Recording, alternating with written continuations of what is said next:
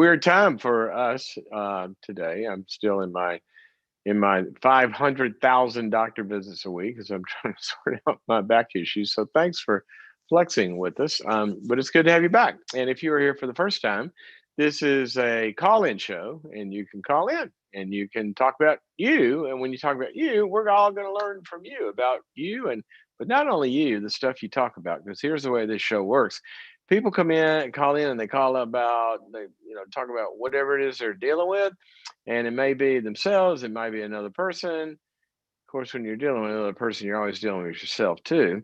But it might be something about how you feel, something you're going through, hard time, depression, anxiety, stuff like that. It might be something in the relational world, or it might be about reaching your goals or your dreams or what you're going to do with all those gifts and talents you got. So we talk about that too. Let me give you our number. It is 844-940-2774, 844-940-2774, 844-940-2774. I could kind of go, that could be a little bedtime jingle. I keep saying that, I might fall asleep. Okay, 844-940-2774.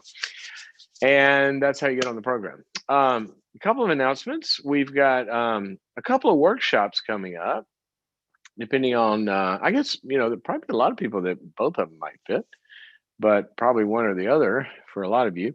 One of them is on February 17th. That's coming up next week. Can't believe it's right around the corner. And that one is on depression. Depression.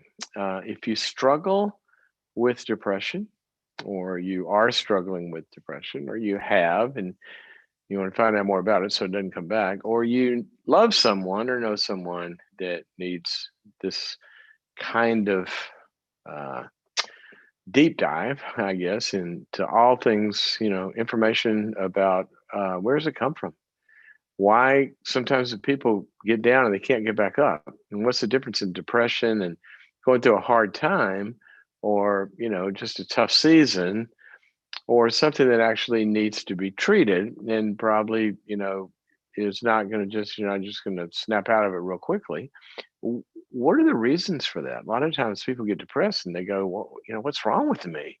Sometimes people get depressed and everything around them is okay. Well, there's reasons for that. There's reasons why sometimes you can't get out of it, but there are answers as well. There's things we can do. So February 17th, we're going to be talking about the causes of depression. And there's a lot of different causes. One depression is not equal to another depression. And also the things that you can do about it. And there are a lot of things that we're going to be going over what's called evidence-based helps for depression, which means that there is research and science and evidence that there are things you can do that actually have been shown to help. And we're going to talk about that. We'll talk about some of also the spiritual components of depression, because that enters in a big way. So come join us February 17th, 2 hours live webinar right here, you and me. And you can sign up by going to boundaries.me. That's a website, boundaries.me/depression, boundaries.me/depression. And the other workshop we have coming up is on dating. Now, many of you have heard many people call in and they've talked about, they read my book, How to Get a Date Worth Keeping. And it's always one of my favorite topics, because, there's only two problems you can have in dating, right? How to get a date. In other words, you can have the problem of not getting dates, or you're getting dates, but they're not worth keeping. So that's why the title, How to Get a Date Worth Keeping. And this book came out of a couple of years of research I did, live research with people who were dateless and stuck and wanted to know why, if they want to be dating, want their dating lives to work, why isn't it working? And so I said, you know what, I'm going to find out. I don't know, but I'm going to find out. And so I put together dating groups all over the country. This is years ago. And I began to study why people are stuck. And I found out, there are reasons. This doesn't just happen. If somebody wants to have a dating life and they're not having one, there are reasons and there are answers. And so that's where that book came from. And then started talking about it, all over the place. And I have run into and been emailed by and letters and all sorts of things. I want to say thousands of people that have come up, couples, and said, they'll come up, hold up their ring, and say, "Look, it was the book. We were stuck, and now we're married." And one of the things you learn is that dating is about way more than marriage. It's not a safari where you're going to go bring home the trophy every time. But if you are single and in the dating world and you want to explore that topic and what I think are some very, very important things to think about, so you end up having a successful dating life, whatever that means to you, then join us. And that one is going to be on March 24th. Is that right, guys? March 24th. I think that's right. And you register for that by going to boundaries.me/dating. Boundaries.me/dating. It is the 24th, right? It's the 24th. It's the 24th. Thank you, Jessica. Okay. So we always talk about a little something at the beginning of the program, which I want to do for a moment here. And then we go to the callers as the calls are coming in. And what I want to talk about was a question that we get every now and then on the show, but I get it in life a lot, and people go through this in life a lot. And that is, if you're trying to forgive somebody, but you still have all this anger or hurt, but you thought you had forgiven them, but then you see them and you feel all this stuff, or then you can't quite move past it. You can't get over it. But I thought I forgave them, and I tried to forgive them, and the Bible says I should forgive them, and all the psychologists say I should forgive them if I'm going to get well. But I still feel this. Have I not forgiven them? Is my forgiveness incomplete? Is it shallow? Did I do it wrong? Did I not hit the right button? How does that work? Well, it's a good question.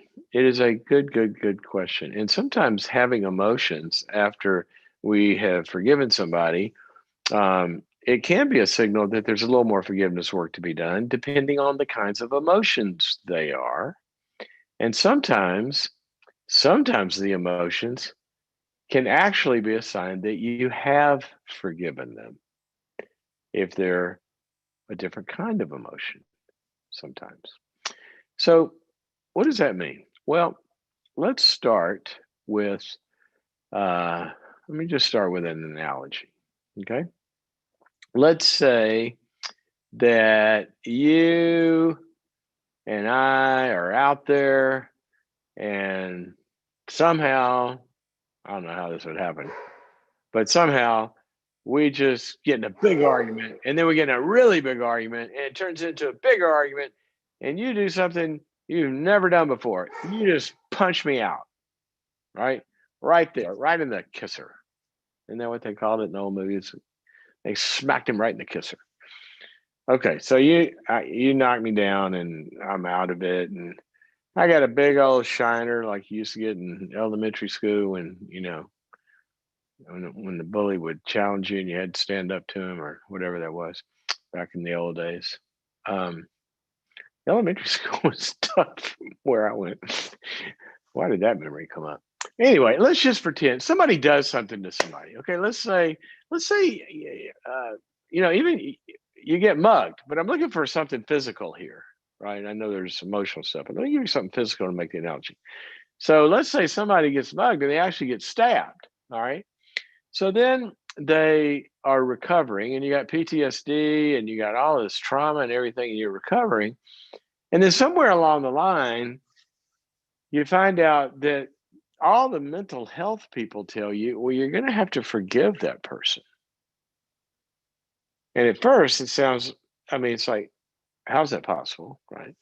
But then you do your spiritual work, and you realize that there are really, really, really good reasons for you as well as for that person. They get forgiven, right? And they can start their life, hopefully, if they repent and have a wake up call. But for you, what it does is when you forgive somebody, literally what the word means is it's actually a financial term. It comes out of the thinking of to cancel a debt. Like if a loan is forgiven, like you've read all the articles about forgiving school loans, okay? If a loan is forgiven, then that means the debt is wiped out and that person doesn't owe me anything anymore. And I'm fine with them. We can go forward. Okay. We're back to square one. So what happens is when somebody forgives somebody, what you've done is you're saying inside, okay, I'm gonna release you from that debt, which means I'm not gonna hold it against you, A, and B, I'm going to fully accept you. Doesn't mean I'm gonna trust you, but C, I'm not going to have any revenge motives. I'm not going to get back at you. Okay. Like the law in the Old Testament, an eye for an eye, a tooth for a tooth. You do that to me, I'm going to hurt you. Okay. That's revenge. And that's also justice, by the way. So it's a natural feeling. So when you forgive, you let somebody off the hook. All right. Well, if I get mugged and I go do my deep spiritual work and I forgive the muggers, but guess what? I'm still recovering from the wound, aren't I? Because it hasn't healed. So I find out even if I forgave him, every time I move this way, it hurts.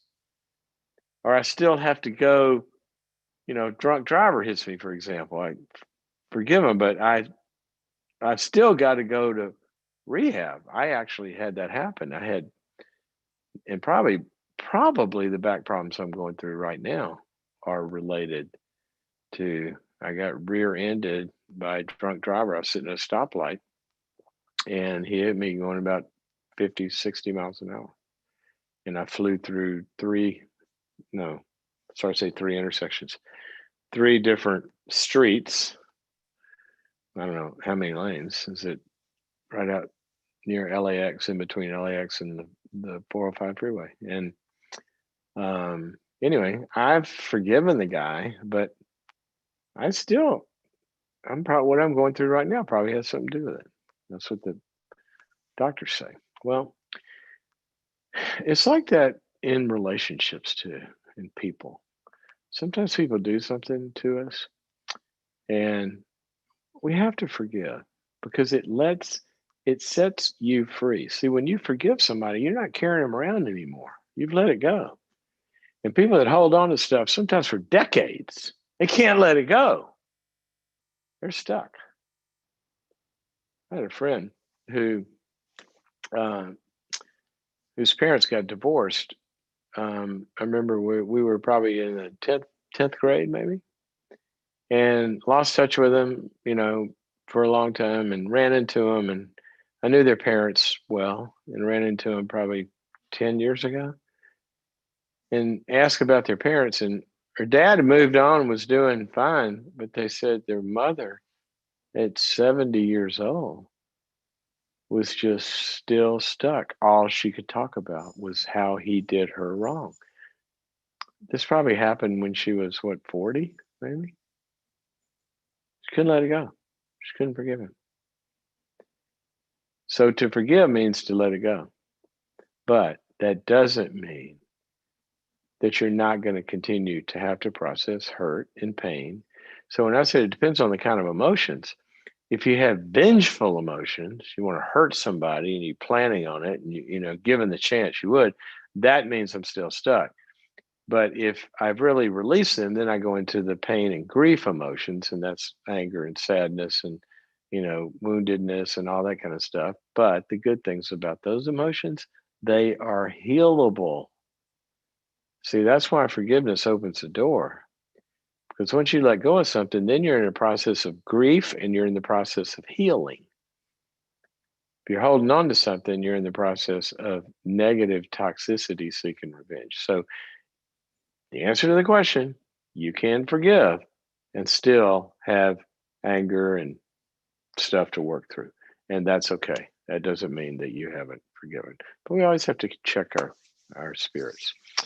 Okay, so let's go back to the callers here. Oh, you know what? I'm looking at. I was almost going to go back to Kelly, who was calling us with a dog training question, but that was on Friday. So I'm sure Kelly has trained her dog very well by now. Everything's going well. Okay, so let's go to Lisa calling us from Washington State, and she's got a Dating question. That's a fun topic. Lisa, how are you? Hi, Dr. Cloud. Thank you for having me.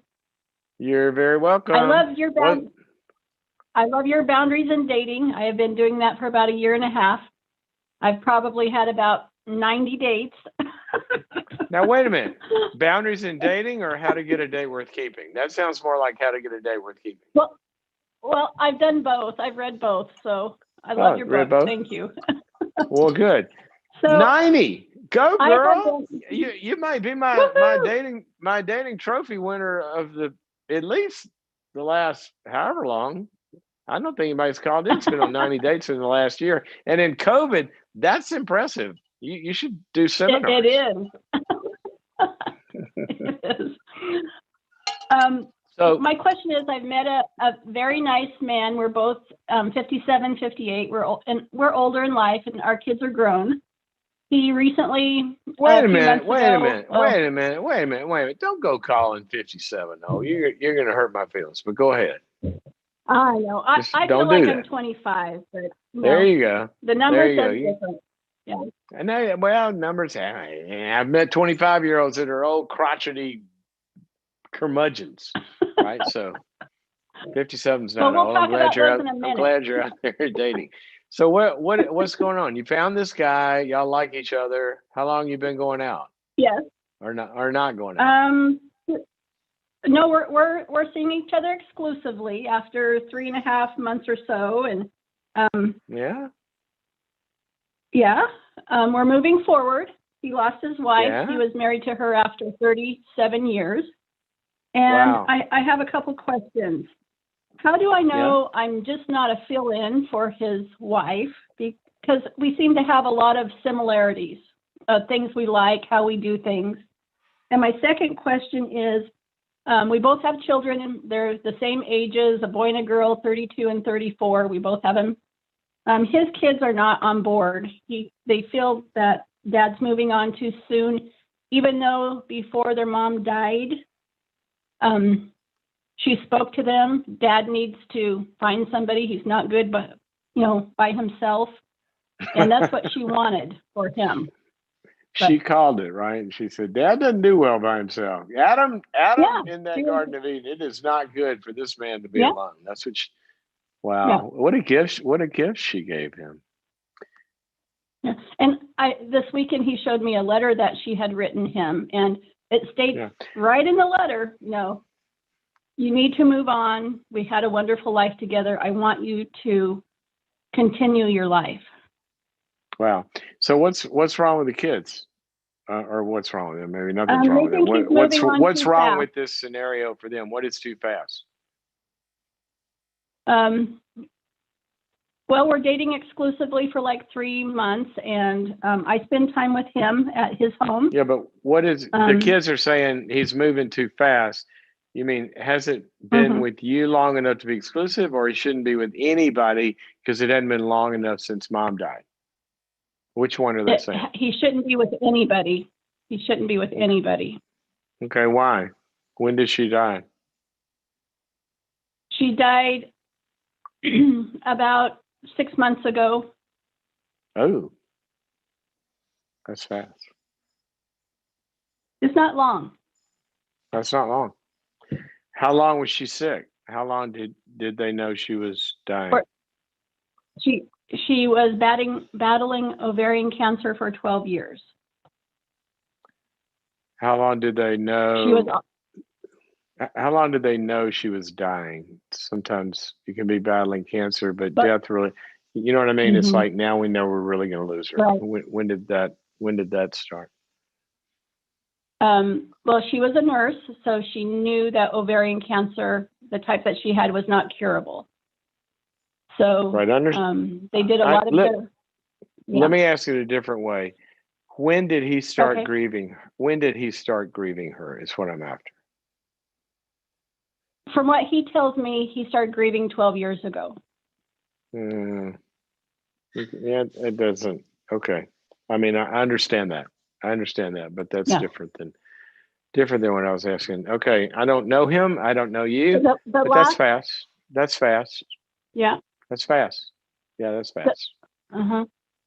Yeah. Was that your question? It is fast. How do I know he's had enough time to grieve?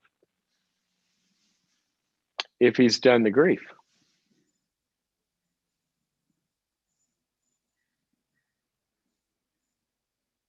He says he has, but I don't, how do I know for sure? How do I know? How do you know for sure? I don't know if you know for sure until you know for sure, right? It's kind of like a hard thing Okay. to prognosticate, but I can tell you what, you know, some things to he could be asking himself.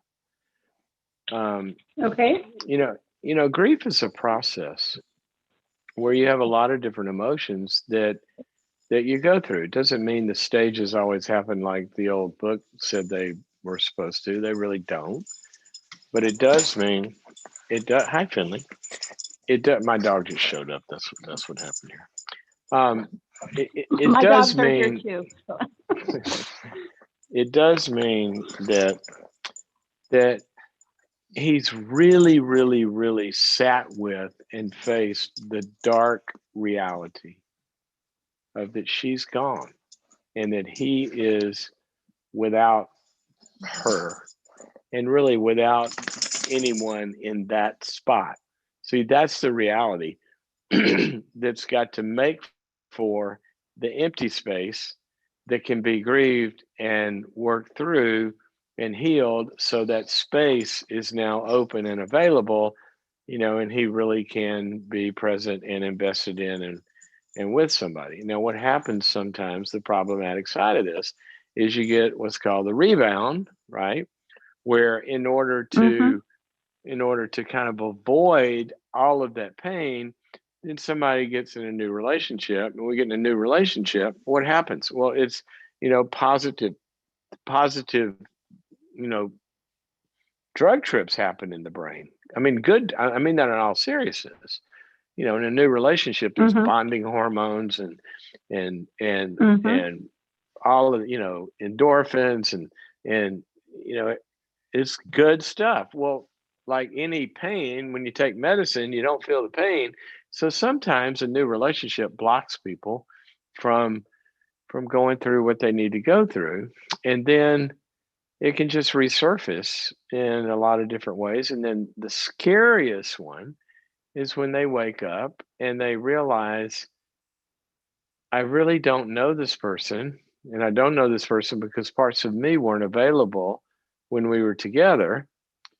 And so I don't know what I'm doing. Like, why did I do this? And nothing negative about the person. It's just that they didn't go through the process to make themselves really present and available. So that's kind of what you worry about. That you know, when somebody's doing Yes. something for defensive reasons, then they tend to not see reality, and so they get together for unreal reasons that feel really good.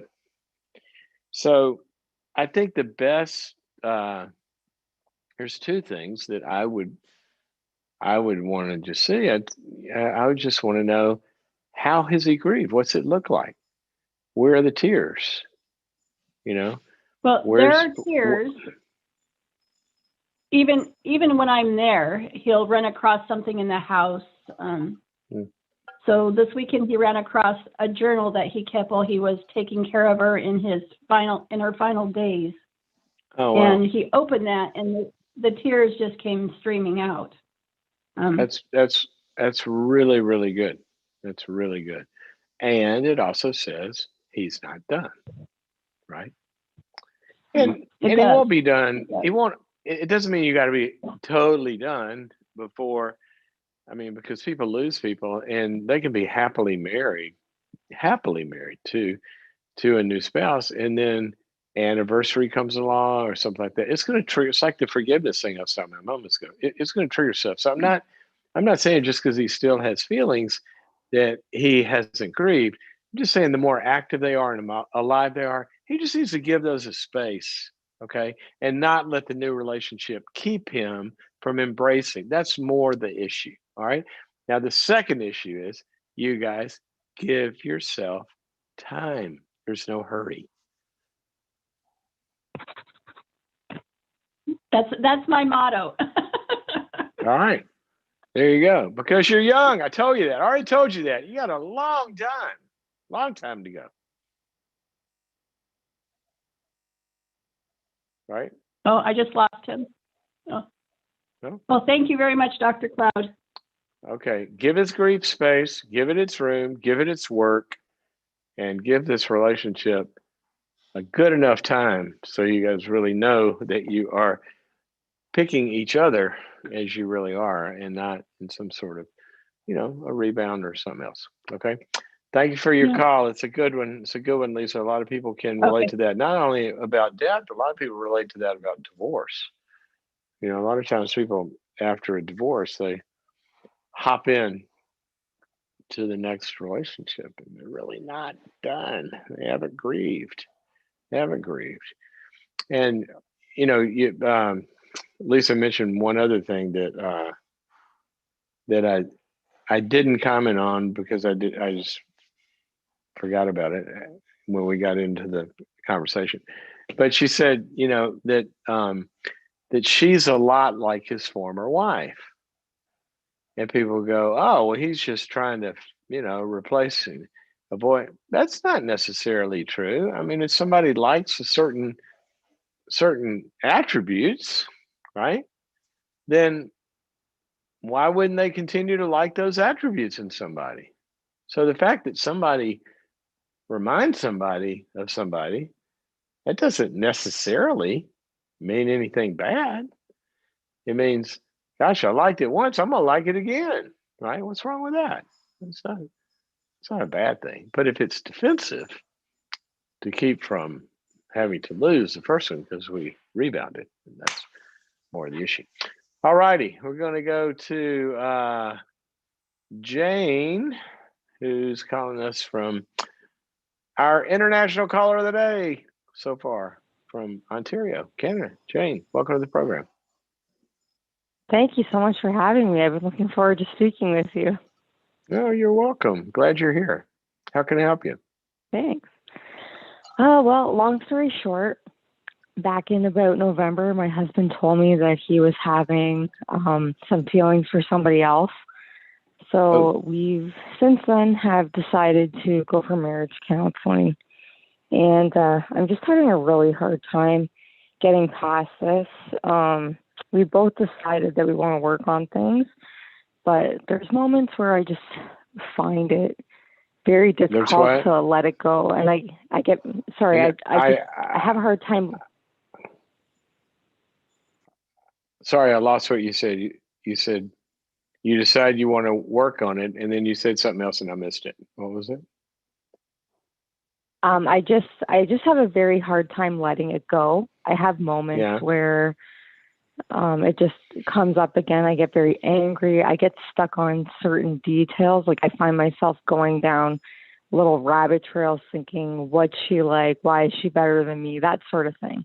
And I get very angry with my husband, and I just don't know how to move past that. Okay. So where is it now? So are we dealing with something that's still somewhat active, or are we dealing with something he really did kind of say, oops, and walked away, and now it's in the past? Where is it? Yeah, I would say now it's in the past. He met her at boxing, and right now because of COVID, the classes have ended. He's cut off any kind of communication he's had with her online. So as far as I know, everything's in the past. Okay, and he's saying to you, I want you. I'm 100% committed to you. I screwed up. I'm sorry. I won't ever do that to you again, and let's go for it. Is that his stance? It is, but then if we have a moment, like if I have a moment where I'm having kind of a rough day or something like that, then, he'll start saying things like, I don't know if I can do this. And I just feel very unstable with him at times. Like I don't really know where we're at, if that makes any sense. So specifically, the part that feels flimsy to you that you don't know where you're at is you don't really know how committed he is, because if you have a hard time, he kind of gets uncommitted. Yeah, it feels that way. Okay. What does your counselor say? You said you guys are in counseling. What does your counselor say? Yeah, well, we really only started doing weekly counseling since the beginning of January, and only Oh, within the last two sessions have we really started like discussing anything okay. heavy. So before that, it was kind of laying the groundwork. So I would say we're still in the early stages of going through marriage Okay. counseling together. Great. And so nothing like this has ever happened before. No, Okay. And how long have y'all been married? we've been married for about 8.5 years. Okay. And if he had to answer the question, how did this happen? What would he say? Um, well, I think he would say that we've been having difficulty communicating for a long time, that I can be emotionally withdrawn. And Okay. yeah, I think that's the biggest thing, is that he feels like I'm emotionally withdrawn from him, which isn't completely inaccurate. I mean, I think I do have a Okay. hard time. Yeah. All right. But he's taking responsibility for it. He's not blaming you. hmm Is that right? Yeah, he's Okay. taking responsibility. Yeah. All right. Well, um, what I would, what I, since you're in counseling, I mean, that's great. And you guys have just started and you got some things to work on. But what I would suggest you do is go to your counselor and with the two of you and say, oh, okay, we got, obviously we got stuff to work on and I'm glad we're working on that. Um, but, but we hit this kind of, speed bump every now and then in that, I'll have the flashbacks or, all of this kind of stuff. And I need help dealing with those, A. But B, when I have them, then that affects him. And so when it affects him, that affects me because I start to feel like I don't have a place to land with my hurt. And so I would ask the counselor, I'd put it specifically like this too. We need a plan and a strategy to know what to do when that happens. Okay. Now, part Mm-hmm. of this is that there's a normal kind of cycle, right? That it's like I was talking about in the beginning of the show. If you get cut, you can forgive somebody and truly want to work the relationship out, but there still can be woundedness from it, right? And Yeah. so hmm you've still got some of the hurt, and I think it might be helpful for him to understand. Look, she can have forgiven you and be committed to you, and this still sting. Okay, that's normal, and that's to be expected. So I would want to ask you in a session, tell him what you need from him when this happens to you. Okay, and then try to coach him into having an approach a little bit like, this is hard for me to sit in. It brings back my failure and all that kind of stuff. But I want to be here for you. I want to show you that I'm with you, and I want to. So, however you tell me I need to be, that's how I want to be. And I think he's got to take that stance of being, you know, understanding of where you are with this, and y'all should talk to the counselor about that. Now, on the other side of this, what you said about you tend to go down these rabbit holes, I would also want to determine, what's real feelings and what's real pain and what's real grief, and what is kind of some ways of having it gets kind of obsessional and other things that you can do some things about that to not let Yeah. yourself go there because it does take you out of the moment where some things could potentially be moving forward. But sometimes people do that and it's kind of defensive. Their mind is protecting hmm themselves because you're leaning in to the relationship and then you start to get scared and your mind will bring back all this old stuff and then now move away. So some of it is normal, but some of it can be protected. But this is a fresh wound. I mean, this only happened in November. So I wouldn't, Yeah. but at the same time, and you got to hear this, um, feelings can come from 80,000 different places. And he was, who knows why he had all this stuff happen. But he did recognize it, and he did say, you know what, this is not good, and I'm going to walk away from this, and I want you. And so that's got to count for something, Yeah. No, right? and it does count for something. It does count for something. I just sometimes just find myself so angry and like I feel a lot of hatred towards him sometimes. And I don't I don't want to Well, feel that way. I want to move past this. okay. Well, then here's what I would want you to do also is I'd want you to go somewhere else where you can kind of, get all that stuff out and work it through. And I'd guard you against something because you went into some thinking with this in your head where you're saying, well, why was she better than me? And where you started comparing yourself, right? And that usually doesn't end up anywhere good. And the answer basically is she wasn't. She wasn't better than you. Okay. For some reason, this scenario, who knows why? I mean, people have fantasy trips and idealize somebody for a lot of their own pathological reasons most of the times. And it's sort of a victim rescuer perpetrator triangle. And people can idealize somebody and it has nothing to do with the person, and she's not better than you.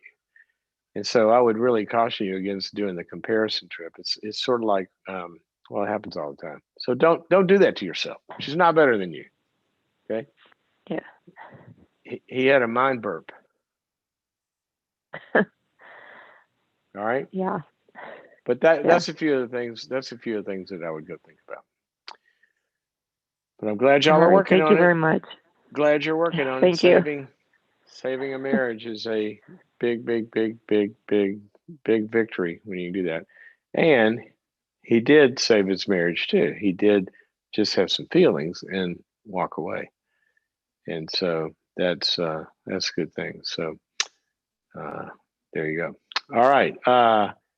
Let's see. We're going to go to Terry, who's calling us from that big old state down there called Texas. I used to live there. It's a good place. Terry, welcome to the program. Hi, Dr. Cloud. Hey there. How are you? Well, not so good. Uh-oh. What's wrong?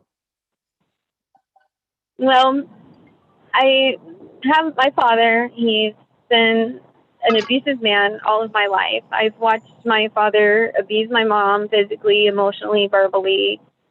And as I've gotten older, my mom, she finally decided to leave him about 7 years ago. And she waited a long time to really file for divorce because Were I you out don't of the really home know. Actually, no, yes, I was, but then I moved back to try to help him get through that time in his life because he was by himself, So How old are you? we decided, I'm 35. I just turned 35. 30. Okay, so 7 years ago, you were in your late 20s. So you had been out of the house Yes, a long time. And then she says she's done. So he hits bottom and you go in to help him. yes, sir. I was doing the Dave Ramsey program, paying my way to get out of debt, Oh, and wow. we were living Way to go. with my. Thank you. I learned about your show from Dave Ramsey. Ah, So we were living with my husband's family at the time, and we were trying to save for a home, and then the situation happened with my mom leaving my father. So I decided to go and live with my father to not only save money but also to emotionally support him during that time. So while we well, were living there, we were helping, pay bills and stuff like that. And, an opportunity had come up for us to buy a house, but the house was in need of a lot of work. So we passed on that opportunity. But then eventually we were able to scrape together enough cash to be able to buy our house debt free. And the house What? just so happened to be right on. What? Yeah, we What? it's yeah. What? So we were able to buy a house. Okay, wait a minute. Yeah. Stop. No. We're not going to just cruise past this. I want everybody to hear this. Here's a Yeah. you and your husband, right? You said we. Yes.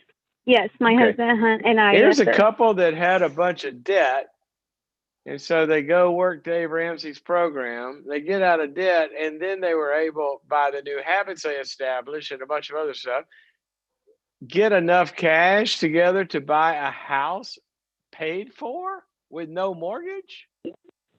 Yes, sir. We didn't have a mortgage. We bought the house cash, and the house was not a beautiful home. It needed a lot of work, and you know, Who cares? my You don't father, know anything yeah, on it.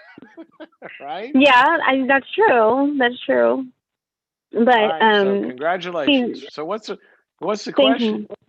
So far, so good. So well, my father was the one. He has experience with like carpentry and like renovations. Well, when we moved in, he agreed to help us to fix the house to make it more habitable because it had a lot of issues with it. So I paid my father as I worked as a housekeeper. I worked really hard and I paid cash for all of these renovations. And me and my husband, he's a police officer, so we both don't make a ton of money, but we worked really hard to be able to cash flow all of the repairs necessary for the house. And Wow. but it was a hard years. It was some hard years, but we worked hard to do that. And then so we eventually made the house into a beautiful home. And Good for you. yeah, so what's the question? What's the question? okay, so my father helped me to renovate the house, and I paid my father all along the way. Well, I decided to sell that home because it had some problems that even though I would pay money to fix, it would just always need extra work that I didn't want to put money into. I got it. So I sold what's my the house. question? Well, I did sell the house, and I moved in with my father, and I got me and my husband Tony. Yeah, All right. we moved in. Okay, I gotta get to a father. question because I'm gonna run out of time. What's the question? What's the problem? Yeah. Well, basically, what happened through that time, we sold the house. We lived with my father. My father, his abusive ways started popping up again. I didn't know how to handle it. He called me like mentally ill. He called me, B word. He called me all sorts of names. And me and my husband, so we spent a lot of money. Your father started being difficult. Yes, he did. And we decided. I'm sorry. I'm really sorry. I'm going to run out of time here. What's the question? How can I No, help? you're good. Well, so what's the question? at this point, the question is that I've walked through a difficult year with my father, and I just would like to be able, we moved out because of his abuse. It just kept getting worse and worse and worse. So I don't know how to overcome, because he constantly calls me names. At this point, he's gotten the police involved by making false accusations against me and my husband, and I just don't know. All right. So the question is what? How do I overcome this cycle of abuse from him? I just don't know how to handle it. I cry all the time. I don't know how. I thought you were going to say, how do I overcome the anger? And, we always have to ask ourselves, if we have anger, is it current or past? Right? So if I'm struggling with my feelings towards somebody who hurt me and did crummy things to me, has that stopped? And if it hasn't stopped, then it's normal for me to be angry and hurting if somebody's continuing to abuse me. Right? So the first question that you have to ask yourself is you moved out of the house to get away from it. So you have to ask yourself, if he's continuing to do that, then you've got to have, some way where that's not continuing to happen to you, even though he's continuing to do it. So if you have told him, Dad, look, I want to have a relationship with you, but if you do A, B, C, or D, I can't talk to you. Right? Right. Have you done that? Well, no, because we're not right now. We're not on speaking terms, and because he Well, had us then you basically removed from the house, and he won't give okay. us Well, our stuff back. Like, if you're not in speaking terms, then you're not getting yelled at, right? mhm. So it is not No, I'm happening not. now. It's scenario B, right? It's not happening now. You're done. Mhm. Okay. So if it's not happening now and you're done, then what you've got to do is you got to go into healing mode, right? And that's where you go find a place apart from any of this stuff, apart from him, and you and your husband go kind of work through the trauma that you've been through. And you just kind of get some understanding from some people and tell your story and then see, gosh, if he ever does this again, what can we do different to make sure we don't get into this and all that kind of stuff. But you treat it as kind of a past wound, which it is, and you go bleed it off and get past it, and don't open yourself back up until he repents.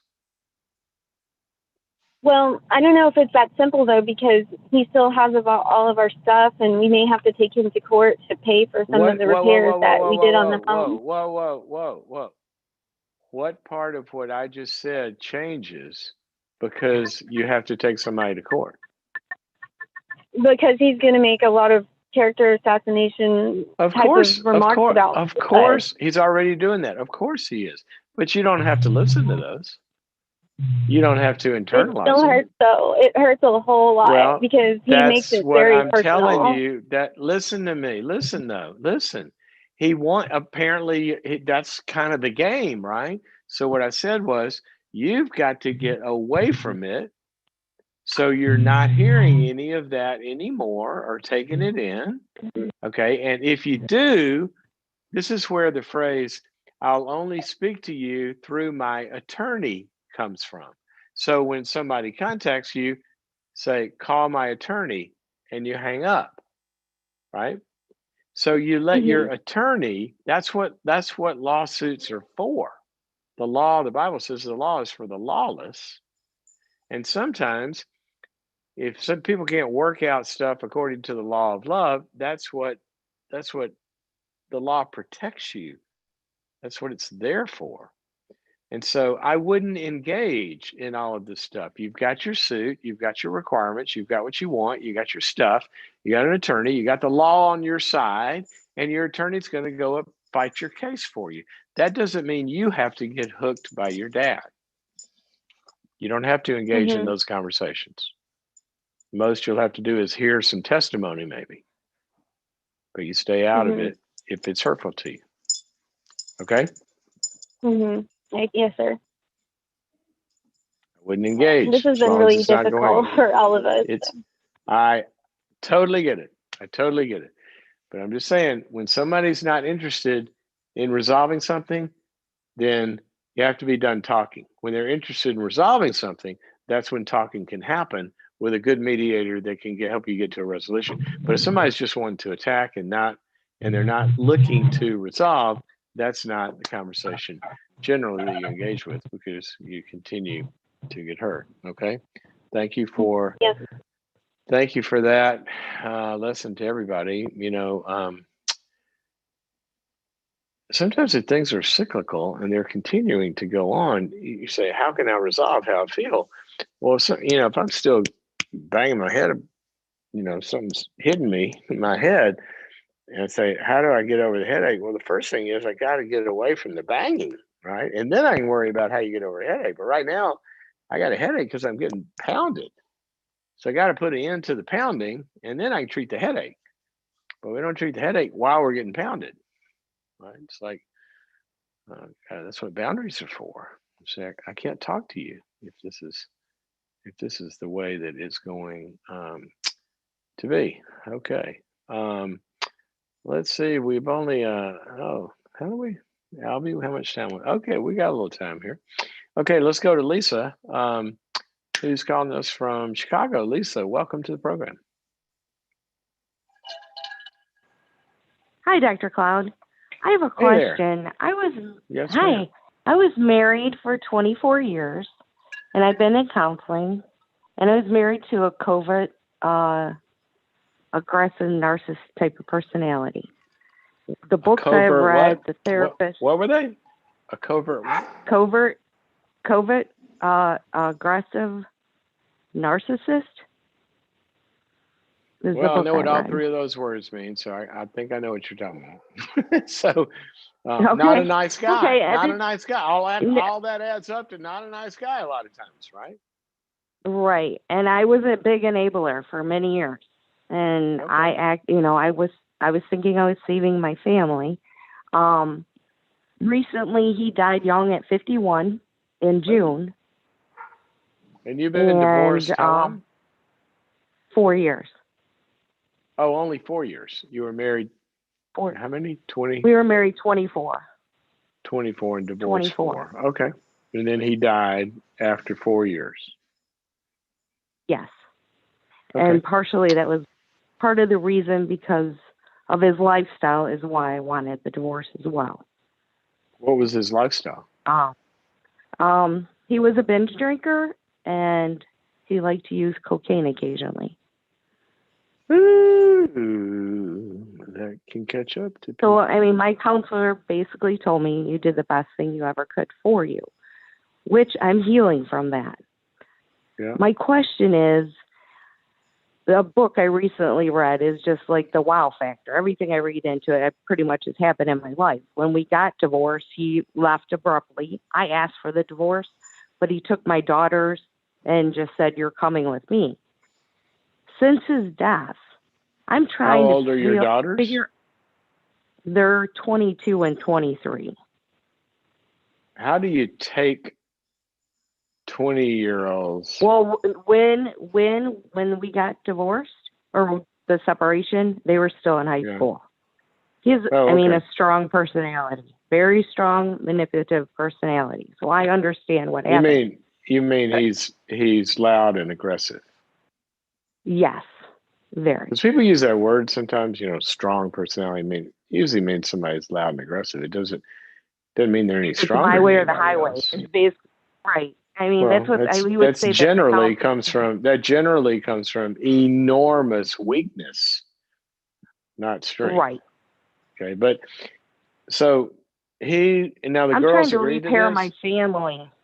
Yeah, the girls My agreed to oldest this. daughter had, yes. Why Yes, did they they left want? with Why him. did they want to go with him? At that time, they were told to go with their father. By whom? And by their father, "You're coming with me." What did they want to do? At that time, they went along with it. And No, I know then they went their along with it because lifestyle, probably they were scared of him, right? If he was that yes, controlling, yes. but what But did they then there are want to some of do? things I've never got to that question with them. Wow. Well, I've tried. My youngest lived with me for a while, and I've asked her, and she's like, "Dad told us, and that's what we did. We had to go along with the program." No, What I I'm trying to understand figure that. out, If I'm sitting in the room with them, though, I go, what would you have liked to have done and why? It's just a right? question. Eh, Okay. Oh, I know. And So I'm just trying to figure out. My oldest had said to me, like, "Dad would still be alive if you were married to him." To me, that's like hurtful. And I feel like I'm trying to get a relationship back with them, but I feel yeah. like in some weird sense that if they have any connection with me, that they feel like they're betraying their dad in a way. And it's hard for me to understand that. And I just want to know how do I go about bringing this family peace? Yeah. Well, when they said, if Dad were still married to you, he'd still be alive, and you Mm-hmm. said that was why, and that was hurtful to you. Tell me what hurt about that. 'Cause if you took care of him and you were enabling him and protecting him, that could be true, right? If y'all were still together, he could still be alive. That might be true. Right. Right. So what was? We didn't feel Because like they his were life kind of blaming you for his spiraled. death. What? Yes, because his life spiraled. His life spiraled, kind of went even downhill further after I divorced him. Yeah, that sometimes happens if somebody doesn't use that as a wake up call. But I'm trying to understand. I think I know what you're saying. You feel, are they actively blaming you, or were they just saying if y'all had still been together, he'd have probably been able to hold it together? Or are they blaming you in some way? I feel like I get blamed in some way. Like at his wake, there wasn't one picture allowed of our marriage, or we were together since we were probably 17 or 18 until I was 47. Yeah. Okay. I mean, there's some major manipulation, which I understand. I don't know if they see it Well, yet, or if well, I what just, I mean, what was it? What is it that you would like? What do you want? I would like my family back together, and I kind of want to have an idea how I go about doing this. Yeah. You know what? Like, That's perfect. That's what I would do. I would ask them. I would say, okay, I'd say, you know what, guys, this is really complicated. Can I just yeah, acknowledge that we find ourselves we're just in a mell of a hess here, right? I mean, mhm, this is a complicated scenario. I divorced your dad for reasons that I think you guys, at least you might not understand or agree with, but it's something I had to do for me, for me, mhm, and I'm sure that that was difficult for you, and for that part of it, I'm really sorry that it was, and I feel for that. It's something I had to do for mhm, me, and when I divorced him, he went downhill, and so mhm, you guys have made some comments like you say, well, if we were still together, he would have probably still be alive, and that really, I mean, it's possible that's true because he wasn't taking responsibility for his life, and he was using drugs and doing things that can kill him, and mhm, he chose to do that. I feel sad for him that he didn't choose to deal with his life differently, and I'm sorry that y'all wish that I had been able to stay. I couldn't do it. So here we find okay, ourselves, and I want us to be a family, the three of us still. I mean, I want to watch you guys grow up and go tackle the world and whatever you do. And yeah, so, so tell me what you need from me for us to be in a good place. okay. That's what I That would sounds ask them. good.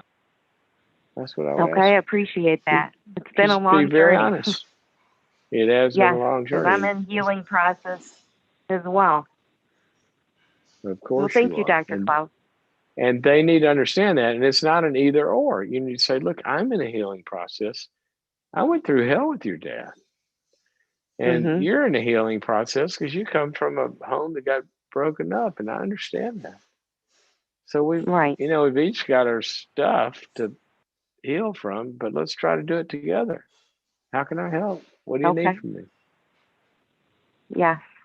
Well, thank So you so just much. I say, appreciate ju- that. you're welcome. Just say it's kind of a both and, right? It's not Yeah. either or. Either I had to do this, and nothing happened to you, or I'm going to take care of you and nothing happens. I mean, both are true. I had to do this and it hurt you. Yeah, both of those are true. What do we do with that? Mhm. What do we Right. do And with I know, like, when he left, when what happened, it was like, I don't know how to explain it, but I feel like because this is what you do. He was a master manipulator. So I it? see where the manipulation came across through to my kids, and I've talked about triangulation with my counselors, and so I see it. Yep. And I'm just trying to get to the point of bringing this family back together because I truly love my kids. I want nothing best for my kids, but I That's all want you to got to be do. able to be accepted. Well, you just tell them, I love you guys. I want to be Mhm. with you. We had a lot of triangulation. He would say stuff and you wouldn't know my side of it. And I would say stuff Right. you There wouldn't know his was side. no It was a my side. confusing deal, guys. Yeah. So Yep. here's what I want y'all to do. I wasn't there to tell my side of it when he was telling whatever it was. So, but that's me and him.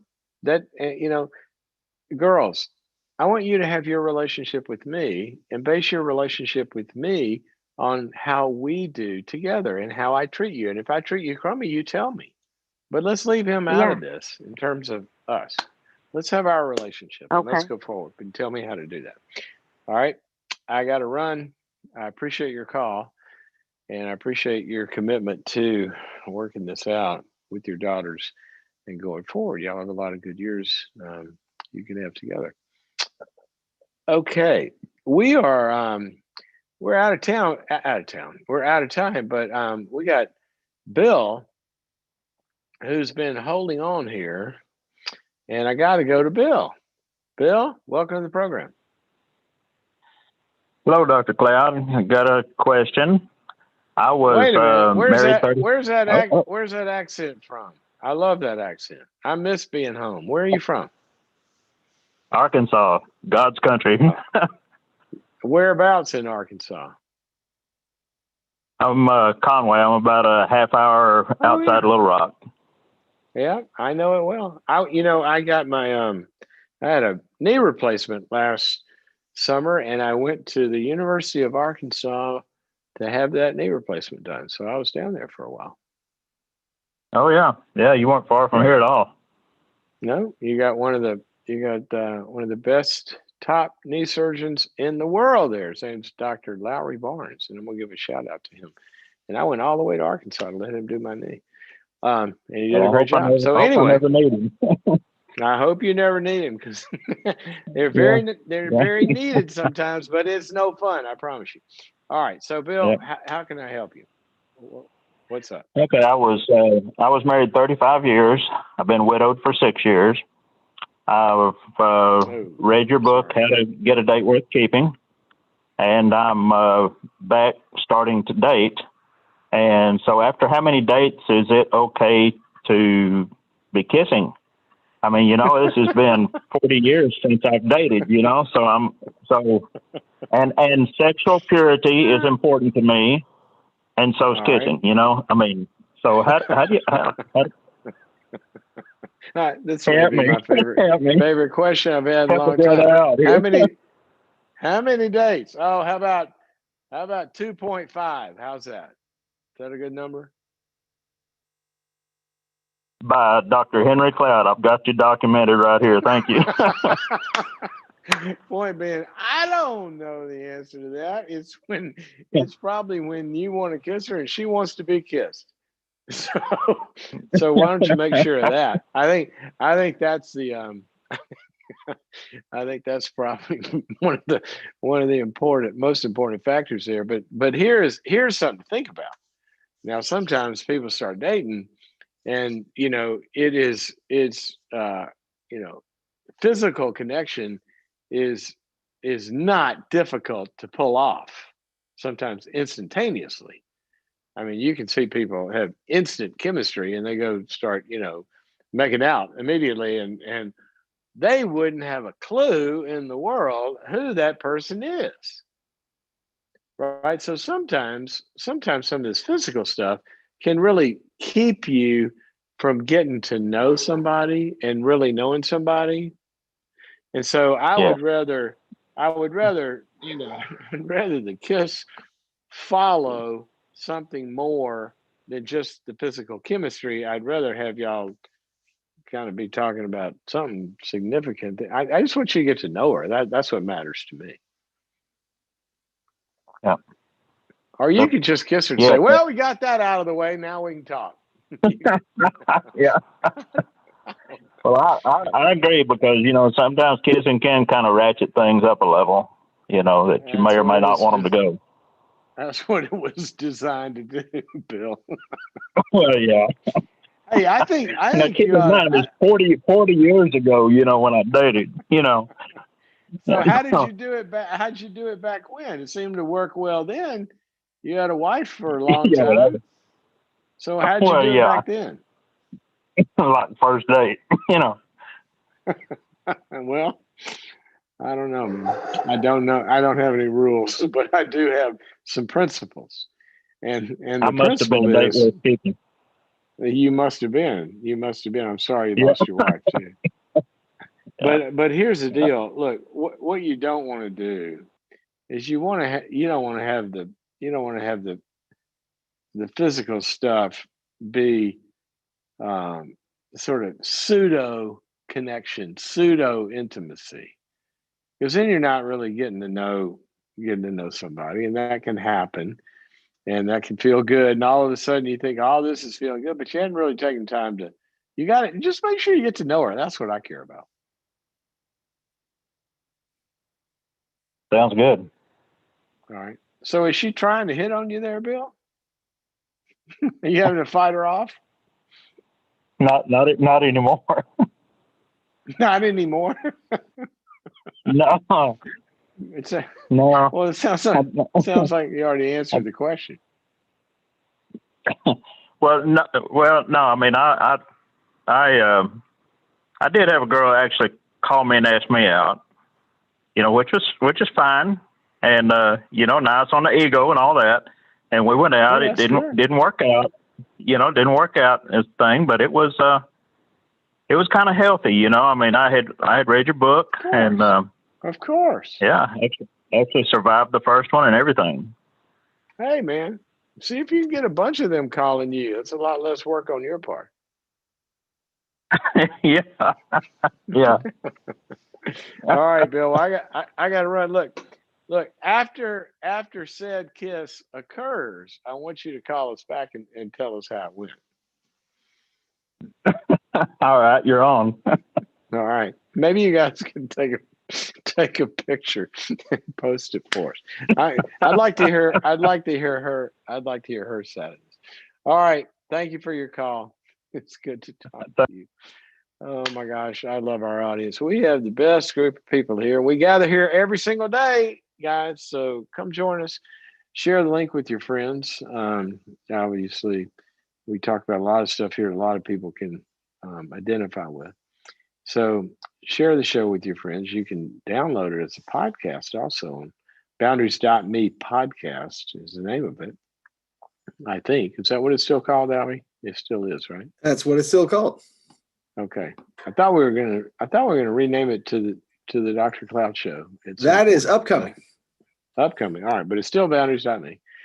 Anyway, and so you can find it there. You can download it as a podcast and go listen to it while you're out there running your 22 miles you run every day. And then you can watch it on Instagram or YouTube or Facebook, and you can comment. And everybody love to see everybody's comments and how you're helping each other, and that's really, really great.